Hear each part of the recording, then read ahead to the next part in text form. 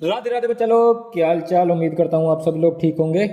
आपका फिर से स्वागत है आपके अपने चैनल KKG 2016 पर।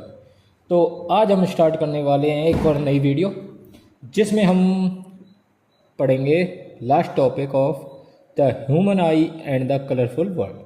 ये हमारा इस चैप्टर का लास्ट टॉपिक होने वाले हैं, जितने भी आप पढ़ेंगे। आज इस चैप्टर को ख़त्म करते हैं। वीडियो थोड़ी सी लेट आ रही है, उसके लिए क्षमा चाहेंगे। थोड़ी सी पर्सनल प्रॉब्लम चल रही थी, तो कृपया करके फोकस करें। अब तो करते हैं काम चालू।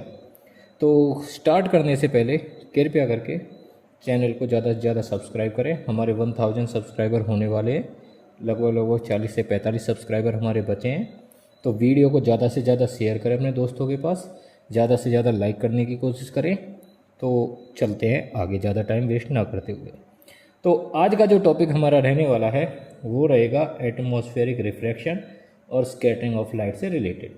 इसमें हम सारी चीज़ें पढ़ेंगे किस तरीके से। सबसे पहले पढ़ेंगे कि एटमॉस्फेरिक रिफ्रैक्शन होता क्या है, उसके बाद जानेंगे कि एटमॉस्फेरिक रिफ्रैक्शन का उपयोग, यानी कि एक तरीके से उनकी एप्लीकेशन क्या क्या होती हैं। फिर हम देखेंगे स्कैटरिंग ऑफ लाइट क्या होता है और उसकी एप्लीकेशन कौन कौन सी है, उसे हम कहाँ कहाँ यूज कर सकते हैं। तो ज़्यादा टाइम वेस्ट ना करते हुए आगे चलते हैं, क्योंकि वीडियो थोड़ी सी लंबी रहने वाली है। तो सबसे पहला टॉपिक है हमारा एटमॉस्फेरिक रिफ्लेक्शन। जैसा कि नाम से ही पता चल रहा है, एटमॉस्फेरिक है तो एटमॉस्फेयर से रिलेटेड होगा। रिफ्रैक्शन हम पढ़ चुके हैं। रिफ्रैक्शन हमारा क्या होता था भाई, जब लाइट एक मीडियम से दूसरे मीडियम में जाती थी तो वो अपने पाथ से बेंड हो जाती थी, तो वो हमारा क्या कहलाता था, रिफ्रैक्शन होता था। ठीक है, अब चलते हैं भाई एटमॉस्फेरिक रिफ्रैक्शन। एटमॉस्फेरिक रिफ्रैक्शन होता क्या है? It is the phenomenon of bending of light on passing through earth's atmosphere. तो यह एक फिनोमिना होता है किसका, बेंडिंग ऑफ लाइट का, जो कि पास होती है कहाँ से, अर्थ के एटमॉस्फेयर से। देखो जैसे कि हमें पता है जो अर्थ का एटमॉस्फेयर है वो डिफरेंट डिफरेंट लेयर से मिलके बना हुआ है। उसमें धूल के कण भी हैं, उसमें हवा भी है, उसमें गैसेज भी हैं, बहुत सारी चीज़ों से वो मिलके बना हुआ है। ठीक है, तो जब लाइट उसमें एंटर करती है तो वो अलग अलग लेयर से जाती है। और हमें पता है जो हमारा रिफ्रैक्शन की जो प्रोसेस होती थी वो किस पे डिपेंड करती थी, रिफ्रैक्टिव इंडेक्स पर। तो यहाँ से जो रिफ्रैक्टिव इंडेक्स है उस एटमॉस्फेयर का, हमारे अर्थ के एटमॉस्फेयर का, वो चेंज होता रहता है, जिसकी वजह से लाइट बार बार अपना रास्ता बदलती रहती है। तो वही प्रोसेस हमारी क्या कहलाती है भाई, एटमॉस्फेरिक रिफ्रैक्शन। उम्मीद करता हूँ पॉइंट क्लियर हो गया होगा। आगे चलते हैं भाई, some phenomena based on atmospheric refraction. तो कुछ फिनोमिना जो एटमॉस्फेरिक रिफ्रैक्शन पर बेस होते हैं। अब सबसे पहला है भाई, star seem higher than they actually are. तो स्टार हमें ज़्यादा ऊंचाई पर दिखते हैं, जितनी ऊंचाई पर वो हैं उससे ज़्यादा ऊंचाई पर। Advanced sunrise and delay sunset. तो सूरज का जल्दी निकलना और देर से छुपना। देखो एक्चुअली में क्या होता है, इसमें 2-2 मिनट का अंतर होता है कि सन, हमें जो सूर्य है हमारा, वो उगने से 2 मिनट पहले हमें दिख जाता है और छुपने के 2 मिनट बाद तक हमें दिखता है। वो आगे पढ़ेंगे कैसे होता है, क्यों होता है। नेक्स्ट है भाई, the sun appears oval at sunrise and sunset but appear circular at noon. तो जो सुबह और शाम है वो हमें सन कैसा दिखता है, ओवल शेप का दिखता है। पर जो दोपहर का टाइम है, नून का टाइम है, उस टाइम वो कैसा दिखता है, सर्कुलर दिखता है। वो भी किसका फिनोमिना है भाई, एटमॉस्फेरिक रिफ्रैक्शन का ही फिनोमिना है। Stars twinkle planet do not. जो तारे हैं वो टिमटिमाते हैं, पर जो प्लैनेट है वो टिमटिमाते नहीं हैं। वो क्यों नहीं टिमटिमाते हैं वो भी हम इस चैप्टर में आगे पढ़ेंगे। तो चलिए स्टार्ट करते हैं भाई इसकी एप्लीकेशंस को। सबसे पहली एप्लीकेशन हमारी थी, star seems higher than they are actually are.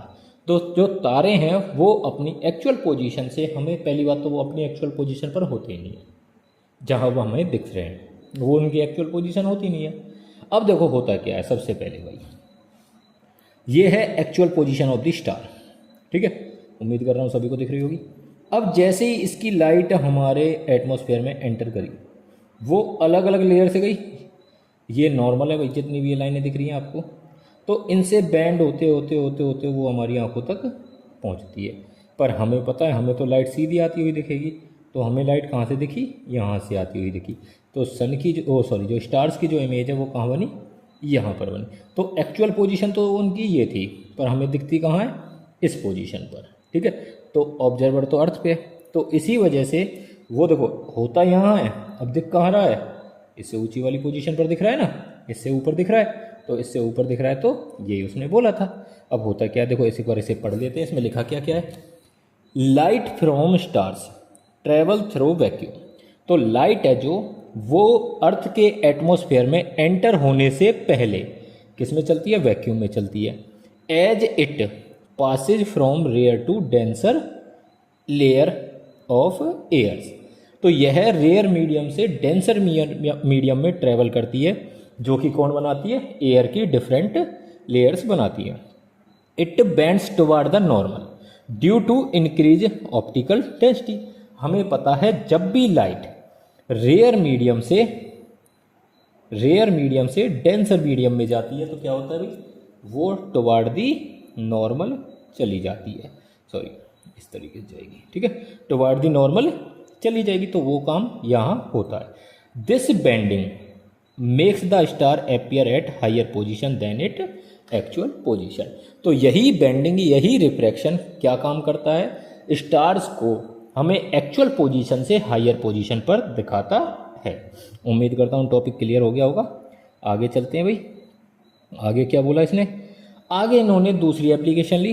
The sun appears oval at sunrise and sunset but appear circular at noon. तो जो सन है वो दोपहर में हमें कैसा दिखता है, सर्कुलर शेप का दिखेगा, और जो सुबह और शाम यानी कि सूर्य उदय होते समय और सूर्यास्त के समय वो हमें कैसा दिखता है, ओवल शेप का दिखता है। तो उसकी बात करते हैं।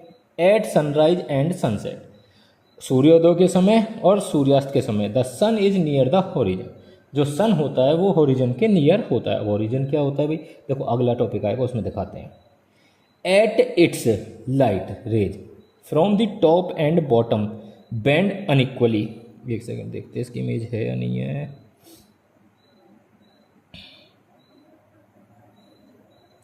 हाँ भाई देखो, ये एक थोड़ा सा यहाँ से समझते हैं पहले होरिजन क्या होता है। देखो जैसे कि ये अर्थ है हमारी, ये वाली पोजीशन, एक सेकेंड, ये वाली पोजीशन अर्थ की हो गई। अब जो ये अर्थ का ऑर्बिट है, ऑर्बिट से ये वाली जो लाइन रहेगी ये होगी होरिजन। तो ये समझ में आ गया होगा होरिजन क्या होता है भाई। जो ये लाइन रहेगी इसके पैरेलल एक लाइन खींच दें हम तो वो क्या कहलाएगी, होरिजन कहलाएगी। तो सन जब होरिजन से नीचे हो या ऊपर हो उस पर डिपेंड करेगा। चलो तो होरिजन समझ आ गया होगा, होरिजन क्या होता है। तो अब चलते हैं हम अपने टॉपिक पर, क्या कहता है भाई। इसमें कह रहा है at sunrise and sunset the sun is near horizon. जो सन होता है होरिजन के पास होता है। And its light rays from the top and bottom bend unequally while passing through the atmosphere.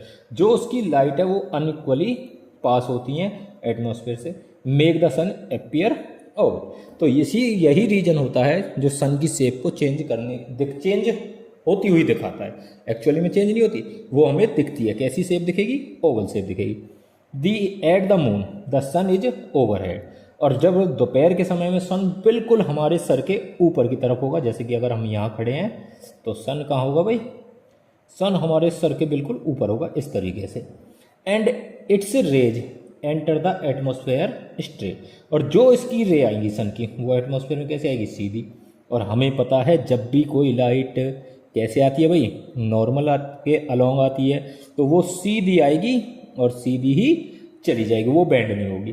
तो इसी वजह से सन हमें कैसा दिखता है भाई, सर्कुलर दिखता है। तो उसमें जो रेज हैं उनमें कोई भी डिस्टॉर्शन नहीं होता, यानी कि उनमें कोई भी मुड़ाव नहीं होता, जिसकी वजह से हमें सन कैसा दिखता है, सर्कुलर दिखता है।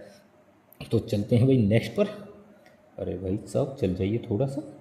हाँ जी सर। अब है advance sunrise and delayed sunset. तो वही काम यहाँ होगा सेम। अब पहली बात मैं बता चुका हूँ कि जो होरिजन होता है ये होता है, इसी से जो लाइट आती है जाती है उसी की बात करते हैं। तो सन उदय होने से 2 मिनट पहले हमें दिखता है और 2 मिनट बाद तक दिखता रहता है अस्त होने के बाद। तो अगर एक दिन की बात करें तो वो कितने मिनट का फ़र्क पड़ा, 4 मिनट का फ़र्क पड़ा।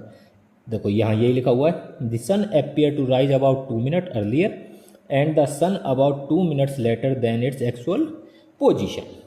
तो जो सन राइज होता है उससे 2 मिनट पहले हमें दिख जाता है, और जो सन अस्त होता है उसके 2 मिनट बाद तक हमें दिखता है।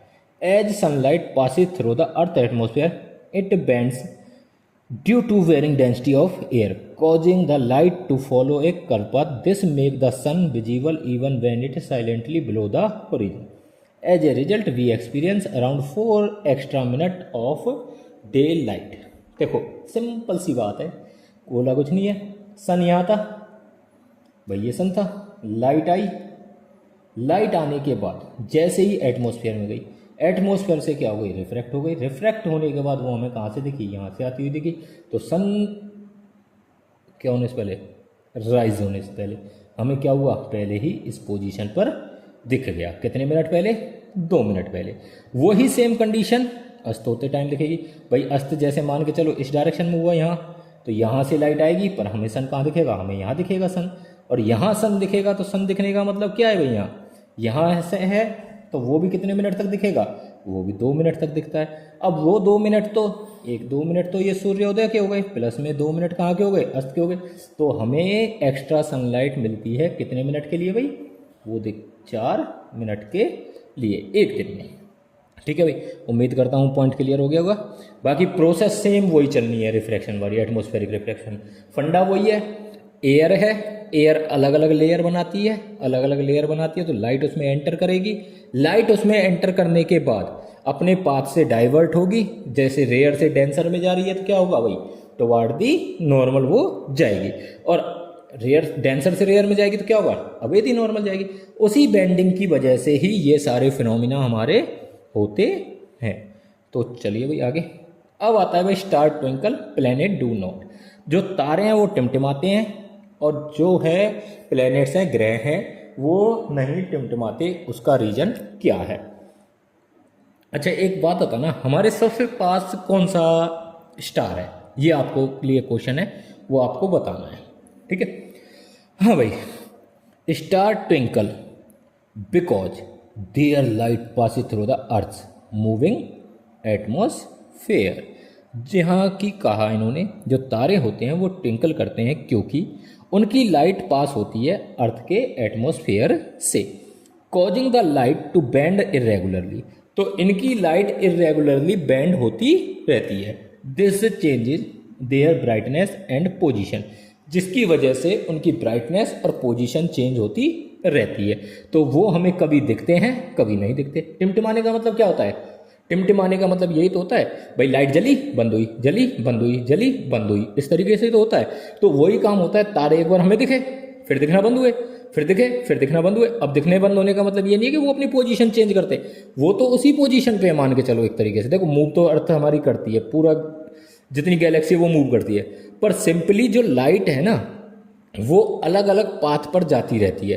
किसकी वजह से, एटमॉस्फेरिक रिफ्रैक्शन की वजह से। तो उसकी वजह से वो हमें दिखना बंद हो जाता है, और तारे हमें कैसे दिखते हैं, टिमटिमाते हुए दिखते हैं। अब बात करते हैं भाई प्लेनेट क्यों नहीं टिमटिमाते। तो because they are closer to earth. सबसे पहली कंडीशन, क्योंकि वो अर्थ के पास होते हैं, and appear as small dishes.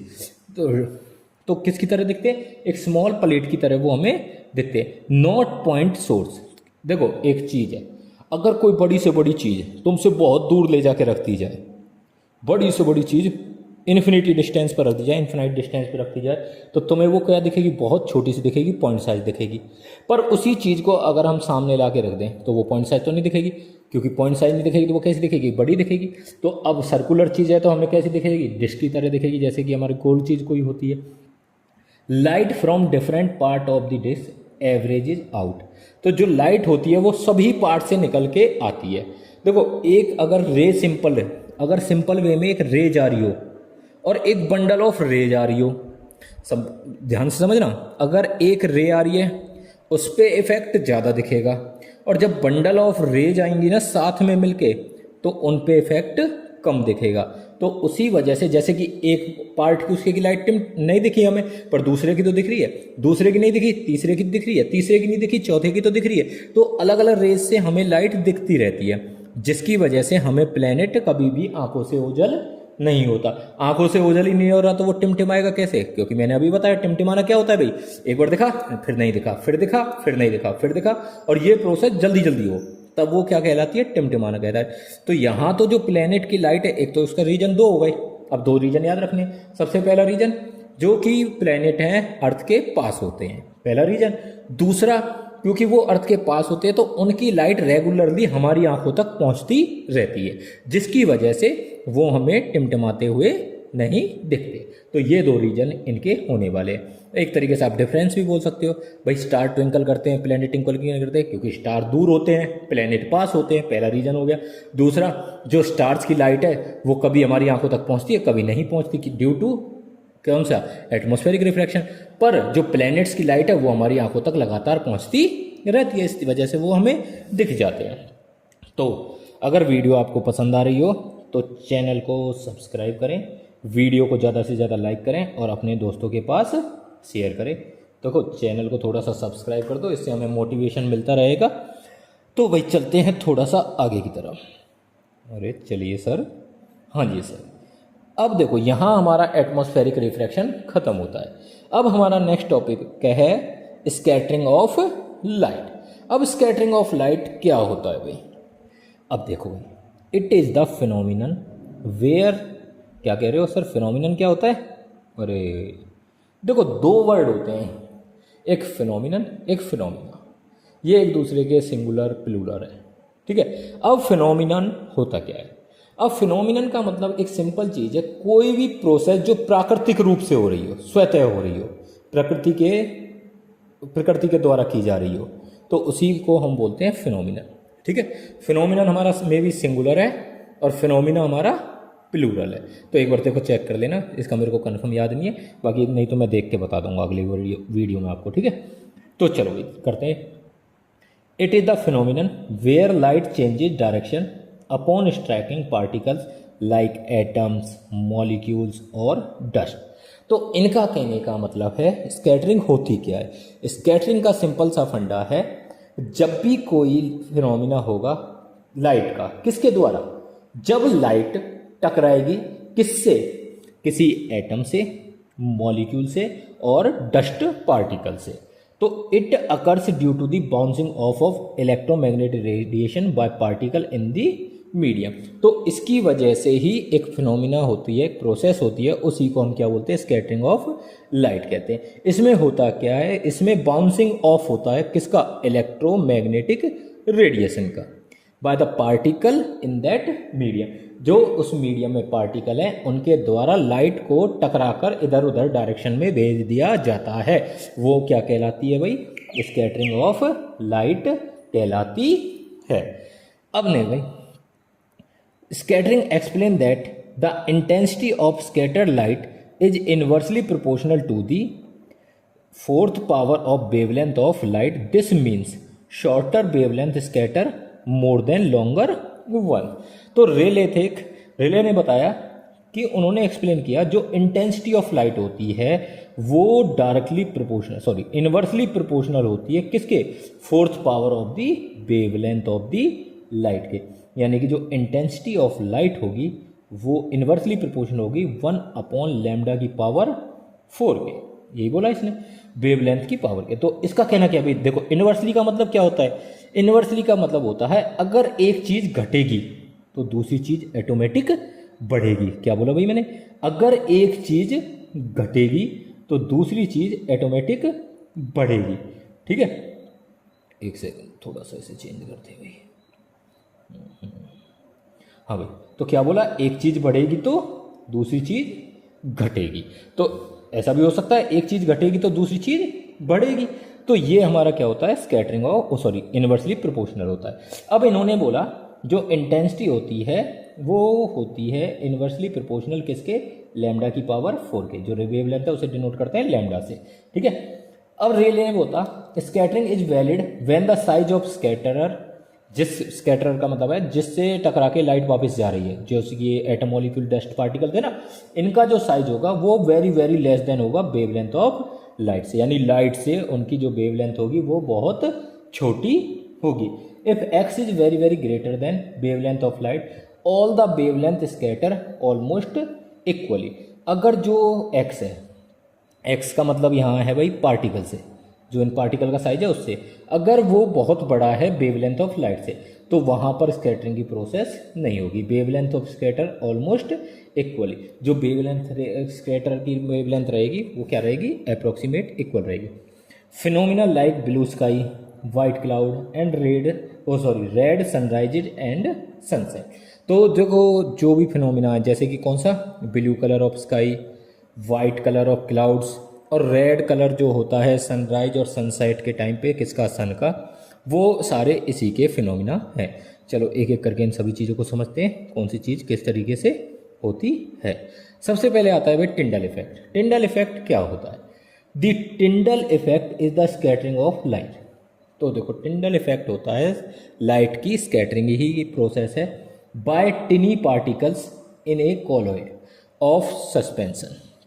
देखो एक वो जब सॉल्यूशन वाला चैप्टर पढ़ेंगे ना केमिस्ट्री में, तो उसमें कॉलोइडल सॉल्यूशन होता है।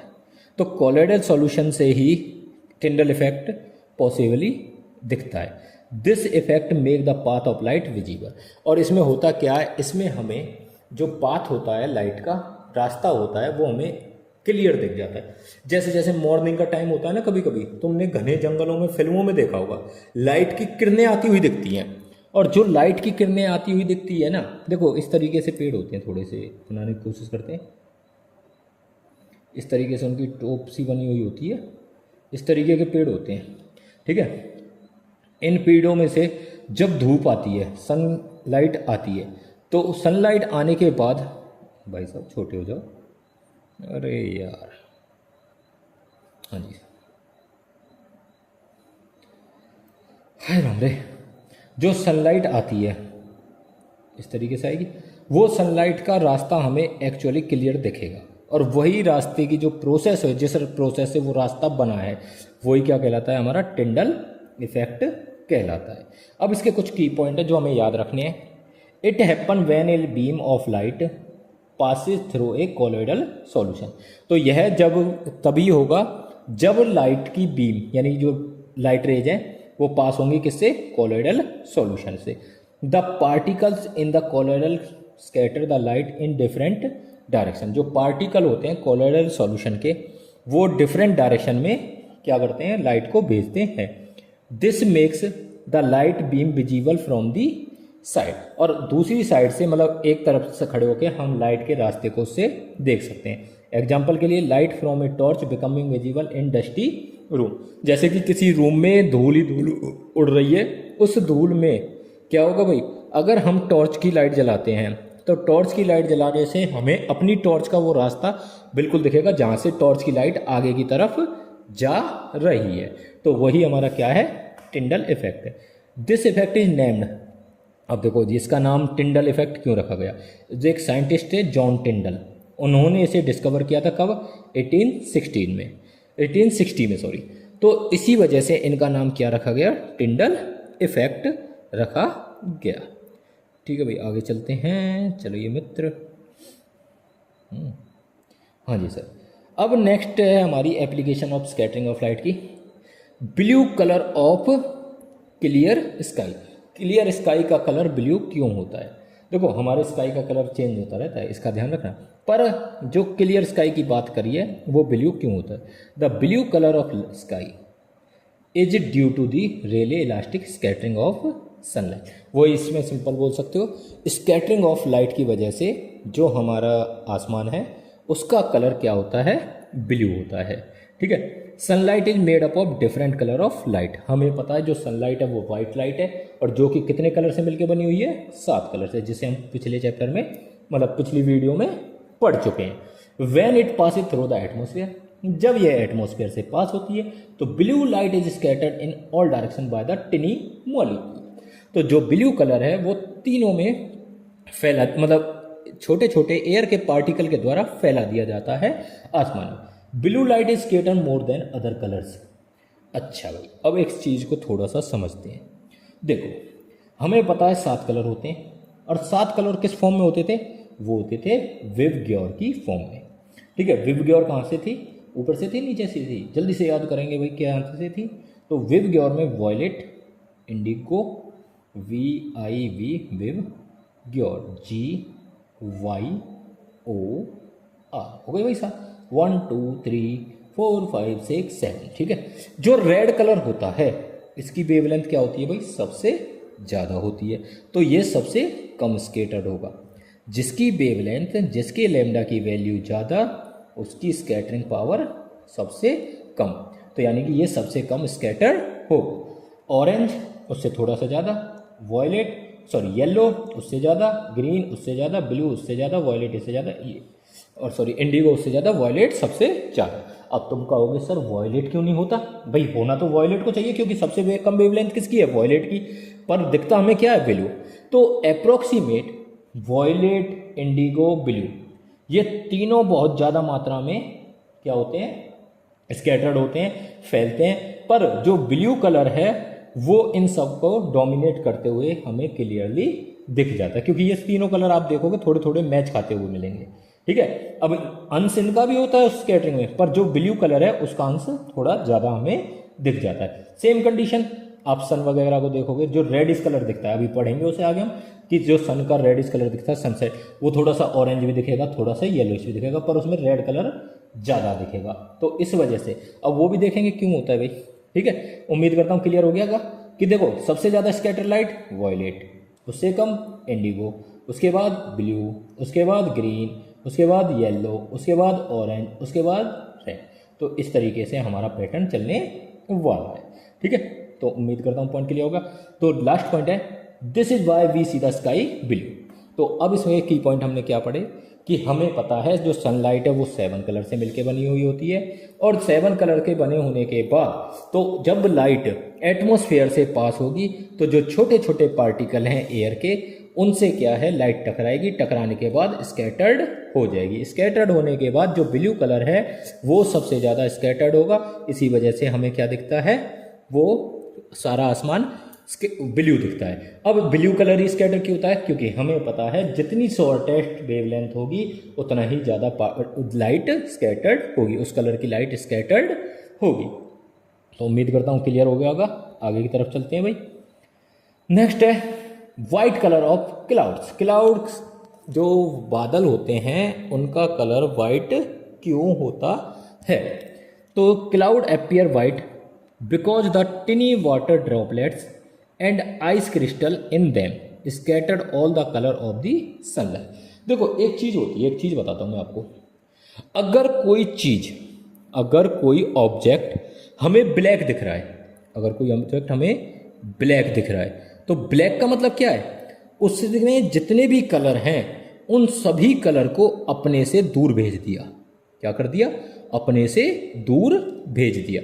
तो वो चीज़ तो हमें दिखेगी, मैंने शायद उल्टा बोल दिया, सॉरी मेरी गलती, एक सेकेंड। देखो अगर कोई चीज़ हमें ब्लैक दिख रही है, दोबारा से करते हैं, तो उसका रीजन क्या है, उसने सभी कलर को एब्जॉर्ब कर लिया, तो वो चीज़ हमें दिखेगी ब्लैक, उसने किसी भी कलर को रिफ्लेक्ट नहीं किया। और अगर कोई ऑब्जेक्ट हमें वाइट दिख रहा है, क्या दिख रहा है भाई, वाइट दिख रहा है, तो वाइट दिखने का रीजन क्या है कि उसने जितने भी कलर थे उस पर भेजे गए और उसने सभी को रिफ्लेक्ट कर दिया। तो ये रीजन होता है किसी चीज़ के वाइट दिखने का या फिर किसी चीज़ के ब्लैक दिखने का। तो आपसे कोई भी पूछे ये ब्लैक क्यों दिख रहा है, कि सर ये सभी कलर को जितनी भी लाइट इस पर पड़ रही है उसे एब्जॉर्ब कर रहा है। अब ये भाई ब्लू क्यों दिख रहा है, क्योंकि ये ब्लू कलर को रिफ्लेक्ट कर रहा है, तो उस तरीके से कलर हमें दिखते हैं। घास हमें हरी क्यों दिखती है, कि जब उस पर सनलाइट पड़ेगी, सनलाइट पड़ने के बाद वो बाकी के सभी कलर को क्या करेगी, एब्जॉर्ब कर लेगी और सिर्फ ग्रीन कलर को रिफ्लेक्ट करके हमारी आंखों तक भेजेगी, जिससे वो हमें ग्रीन दिखेगी। ठीक है, तो वही कंडीशन यहाँ होती है। तो जो ड्रॉपलेट्स होती हैं, वाटर ड्रॉपलेट्स और आइस क्रिस्टल होते हैं किसमें, क्लाउड्स में, वो क्या करते हैं, सारी सनलाइट को क्या कर लेते हैं, एब्जॉर्ब कर लेते हैं। सॉरी, एब्जॉर्ब नहीं करेंगे, एब्जॉर्ब करते तो ब्लैक दिखते। तो वो सारी सनलाइट को क्या कर देते हैं, स्कैटर्ड कर देते हैं, यानी कि अपने से दूर भगा देते हैं। जैसे उन्होंने सारी सनलाइट को अपने से दूर भगाया, क्या हुआ, ऑब्जेक्ट कैसा दिखेगा, वाइट दिखेगा। सर अभी आपने बताया, अगर एब्जॉर्ब कर रहा है तो ब्लैक दिखेगा और दूर भेज रहा है तो वाइट दिखेगा। तो पॉइंट क्लियर हो गया होगा। Sunlight is made up of many colours, ये तो अभी पढ़ा था हमने, in clouds droplets are larger so the scatter all wavelength of light. तो जो ड्रॉपलेट होती हैं उसमें क्लाउड्स में, उनका जो साइज होता है वो लाइट की वेवलेंथ से क्या होता है, बड़ा होता है। तो इसकी वजह से वो सभी लाइट्स को क्या कर देती हैं, स्कैटर्ड कर देती हैं। When all colour mix we see white. तो इसी वजह से वो सारे कलर मिक्स हो जाते हैं और हमें क्लाउड कैसे दिखते हैं, वाइट दिखते हैं। That is why clouds usually look कैसे, वाइट। तो यही रीजन है जो क्लाउड है हमें कैसे दिखते हैं भाई, वाइट दिखते हैं। नेक्स्ट पॉइंट पर चलते हैं भाई। नेक्स्ट पॉइंट क्या कहता है, the sun looks reddish at the time of sunrise and sunset. सूर्योदय और सूर्यास्त के समय जो सन है वो कैसा दिखता है भाई, हमें रेडिश दिखता है, कलरफुल दिखेगा। कैसे कलर का दिखेगा सर, रेडिश दिखेगा। रेडिश का मतलब वो बिल्कुल रेड नहीं होता, उसमें मैंने अभी बताया था थोड़ा सा मिक्स येलो का भी रहेगा और थोड़ा सा ऑरेंज भी रहने वाला है, पर वो ज़्यादा मात्रा में क्या रहेगा, रेड कलर रहेगा। उसका रीजन वही सेम होने वाला है। लॉन्गर वेवलेंथ किसकी थी, रेड की थी सर, रेड की नहीं सर, रेड की थी। हाँ भाई रेड की थी यार, कभी कभी भूल जाता है, दिल पे नहीं लेने का। हाँ भाई, तो सबसे ज़्यादा कलर किसका था, मतलब सबसे ज़्यादा वेवलेंथ किसकी थी, रेड कलर की थी। तो सबसे कम रिफ्लेक्ट कौन होगा सर, रेड कलर होगा। सर इससे तो मेरे माइंड में एक क्वेश्चन और आ रहा है। क्यों आ रहा है भाई, क्या आ रहा है बता, कि सर ऐसा भी तो है, तो जो सिग्नल बनाए जाते हैं, रेड सिग्नल, डेंजर का सिग्नल रेड, उसके पीछे भी तो यही रीजन नहीं है कि जो वेवलेंथ होती है रेड कलर की वो सबसे ज़्यादा होती है। भाई हो सकता है, सोच थोड़ा सा और सोच भाई, रीजन बिल्कुल सही सोच रहा है, यही है बच्चा।